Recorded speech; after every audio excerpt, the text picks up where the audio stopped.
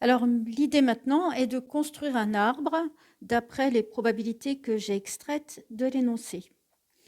Bien, alors, comment ça s'organise tout ça? Bon, déjà, mon énoncé, c'est une histoire de souris et de clavier, et qui sont soit en version familiale, soit en version gamer. Donc, je peux déjà prévoir que mon arbre va avoir cette allure suivante. À ce stade, il me faut réfléchir pour savoir si je commence par le type d'objet, c'est-à-dire les souris ou les claviers, ou alors est-ce que je commence par les versions, c'est-à-dire familiales ou gamer. Or, le renseignement fondamental que j'ai ici, c'est que P de S égale 30%. Et ça, c'est une probabilité simple. Votre arbre doit démarrer par une probabilité simple. Du coup, je sais que la première branche, c'est S. Ensuite, si l'objet n'est pas une souris, c'est un clavier.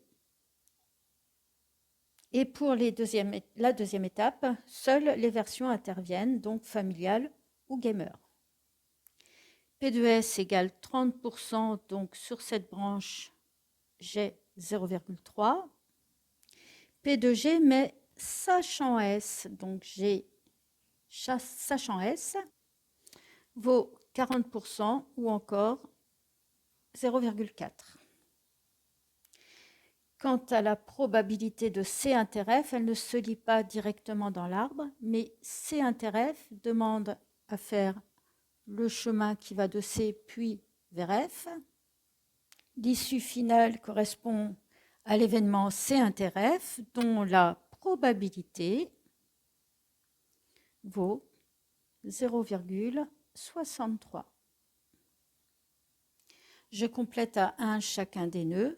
0,3 plus 0,7 font 1 et 0,4 plus 0,6 font 1. Je vais maintenant déterminer la probabilité de F sachant C, que j'obtiens par multiplication des probabilités sur le chemin qui mène à C inter F. Or, 0,7 pour obtenir 0,63, il suffit que je multiplie par 0,9. Ainsi, j'obtiens la probabilité cherchée.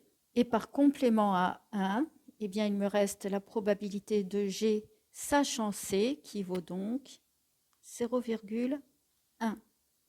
Voilà, mon arbre est terminé.